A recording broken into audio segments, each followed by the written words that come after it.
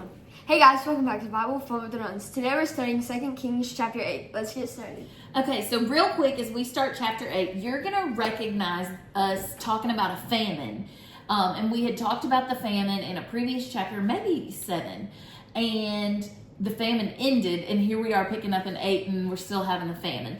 Well, it's important to know in the book of 2 Kings that it's not exactly in chronological order. I think if you read Chronicles, which makes a lot of sense, it's in better chronological order for the Samuels and the Kings.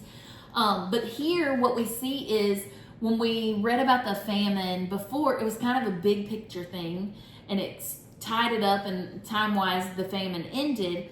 And here we're going back a little bit to zoom in on a family's life. And so this first little section, Jeb's going to recap. We see the Shunammite woman, and we also see Gehazi. And so this is Gehazi probably before he gets leprosy. And we saw that with him and Naaman the other day. And this is the same Shunammite woman we've read about. Jeb, tell us a little bit about this. So basically the Shunammite lady was really wealthy, and she had a room for Elisha for when he was going to visit. And her son died, and then there was a famine. She left because of the famine.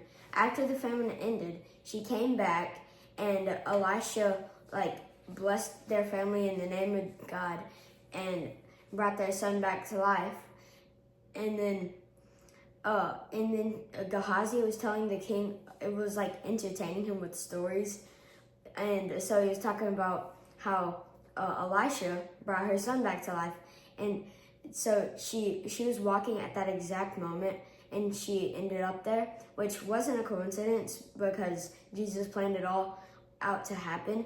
And Gehazi was like, yes, this is the lady, and so he could back her up. That's exactly right. And she wanted her land back. That's right. So yes, this is the same woman from a few chapters ago. She has been super helpful and beneficial to Elisha's ministry to the point where she builds him his own room in her house. She didn't have a son when she first met him, and God blesses her with the son, and Elisha gets to be the messenger and the miracle worker through that, the in-between person. And then her son dies, remember? And so she wants Elisha to come and bring her son back to life, be that conduit between God and earth. And so Elisha does. Well, the famine comes, they move away because they have to go where the food is, right? And they had the means to move away, evidently. And they said, stay away for 7 years. And so it's the end of 7 years. She comes back. She's going to the king to appeal and say, hey, this was my land. I need it back.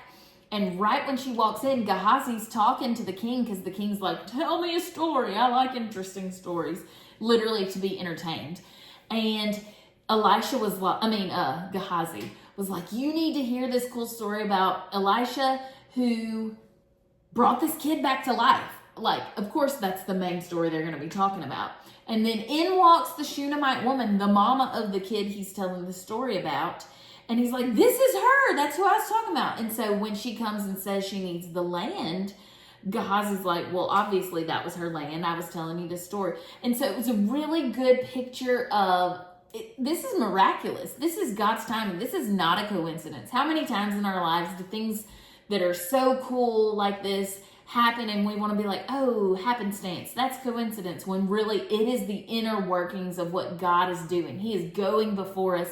He paved the way for this Shunammite woman to get her land right back. And so that's a really cool, miraculous story. May we not miss those cool, miraculous stories in our own life and just write them off as coincidence. John's going to tell, we kind of talked about this in scenes because we're hopping around in each chapter in different places. And so this will be the second scene of chapter 8. All right, so in a neighboring country to Israel, there's this king, and he's the king of Assyria, I think. Syria. And then some other translations call it Aram, or the Aramaeans. So I guess it's the same place. I'm terrible at geography. So Syria. Okay, so this king, he was very, very sick. So he sent his second in charge dude to go ask the holy man. Do you remember his name? It was Hazael. Hazael. Yeah. he sent Hazael, his second in charge dude, I'm assuming, to go ask the holy man or Elisha if he was gonna recover from or live from this sickness that he has. So Hazael goes and he walks all the way to Elisha, and he says, "Hey, my king wants to know if he's gonna recover from this sickness that he has, or if he's gonna die from it." And then Elisha says, "Oh, he won't die from the sickness, but he says he's gonna still end up dying." And so then Elisha kind of starts crying because he says, I've seen the things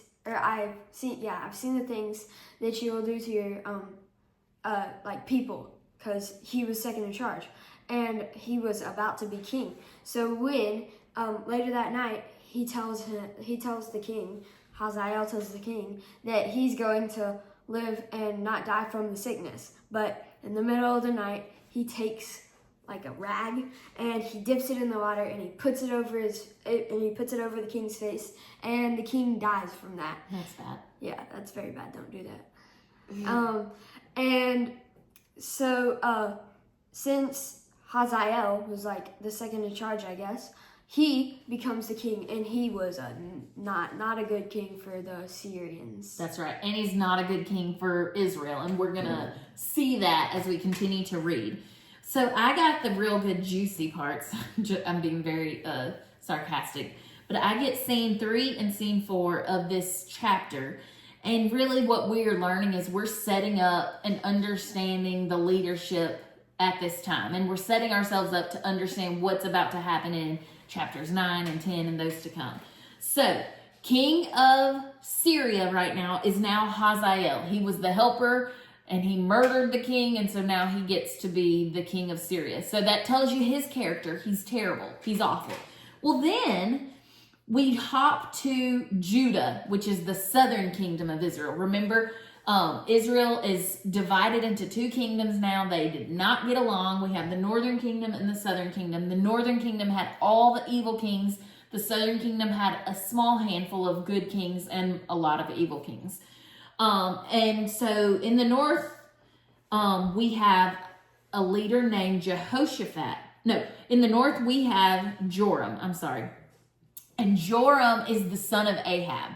And Ahab is known as the worst king ever. And Ahab's wife, Joram's mom, was Jezebel, remember? And so Jeb would call them bad guy the bad guy when we were reading forever ago. And so they're the worst of the worst in leadership. And so his son Joram is terrible, and he's leading right now in Israel. And then in Judah, the southern kingdom, Jehoshaphat was king.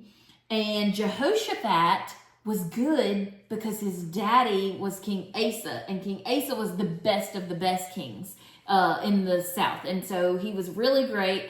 Jehoshaphat was great, except for one thing. He really, really, really wanted to get along with Israel. He wanted them to have an alliance and have ties together. And so as Jehoshaphat is finishing his reign, his son is going to reign, and his son is named Jehoram. So fun fact, we're saying Joram for the northern kingdom. His name is also Jehoram, but the Bible, a lot of translations call the northern Jehoram Joram and the southern one Jehoram to help us kind of tell them apart. There's not going to be a test, and there's not going to be a test on any of these family tree information, these king things, but I thought it was fascinating because I had never put all this together. So Jehoram is now, he was Jehoshaphat's son. He's now king of Judah.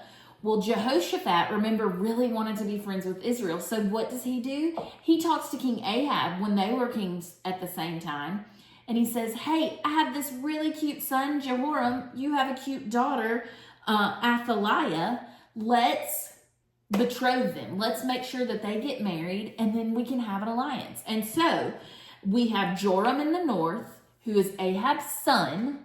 We have Jehoram, so I guess it was a family name maybe, in the south, who is now married to Ahab's daughter.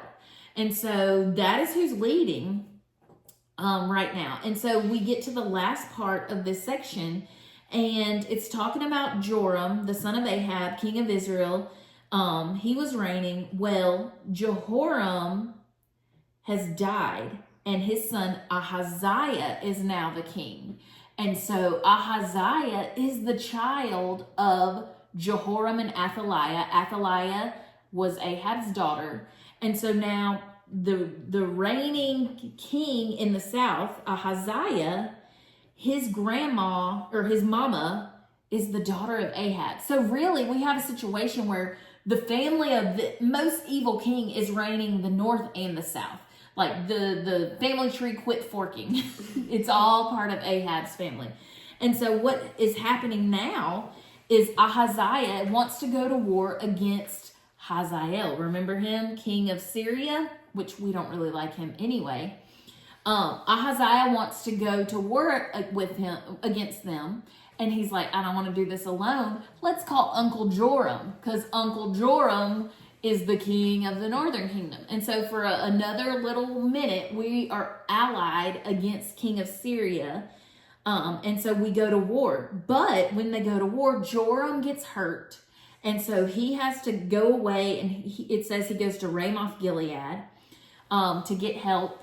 And then we end this scene, we end this chapter with Ahaziah going to visit King Joram because he's hurt. And so what we see here, we're ending chapter 8.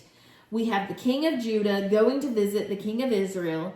And it's setting up some future chapters for what we're going to see happen. So Ahaziah, king of Judah, is joining Joram, his own uncle, the king of Israel, in a war against Hazael. All these people that we have been recently introduced to, and they're setting us up for the future stuff. But I never put all that together that all these people are part of Ahab's family. And it's now we have Athaliah, whose son is in charge. Well, she's queen mother, I heard one commentary call. And it's going to be quite interesting to see what role she plays in this story. My takeaways come from the first couple of scenes from this. Just the beauty in God going before us in everything that we do. The beauty of there is no such thing as coincidences. The Shunammite woman's life is so favored and blessed by God. She's one of my favorite stories. I love how she serves and loves and cares for Elisha, God's servant. I love how she trusts God. Everything that Elisha told her God said to do, she would obey. And God takes care of her every step of the way. And so that's my favorite takeaway from this chapter. Lots of good information and lots of setup for future chapters to come. I hope you guys enjoy, and we'll see you guys tomorrow. Bye. Bye. I said goodbye. Oh, Hang up.